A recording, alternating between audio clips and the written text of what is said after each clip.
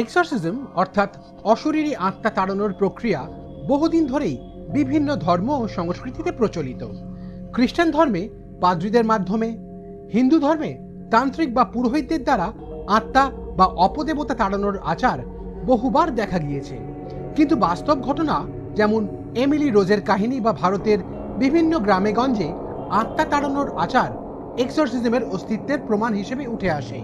তবে আধুনিক বিজ্ঞান এক্সরসিজমকে মানসিক অসুস্থতা যেমন স্কিজোফ্রেনিয়া বা সিজার হিসেবে ব্যাখ্যা করে এবং বলে এসব ক্ষেত্রে চিকিৎসা এবং থেরাপিই সঠিক উপায়। তবে অনেক মানুষ বিশ্বাস করেন কিছু ঘটনা ব্যাখ্যাতীত ও অতি প্রাকৃতিক, যেখানে এক্সরসিজম কার্যকর হতে পারে। সুতরাং এক্সরসিজম নিয়ে মতভেদ থাকলেও বাস্তব পৃথিবীতে এর অস্তিত্ব একেবারে উড়িয়ে দেওয়া কিন্তু যায় না। আপনি কি মনে করেন? আপনার মতামত নিচের কমেন্ট বক্সে লিখে জানান, আর সেই সঙ্গে দেখতে থাকুন নিম্বু পানি বাংলা, খবরের একঘেয়েমি কাটা।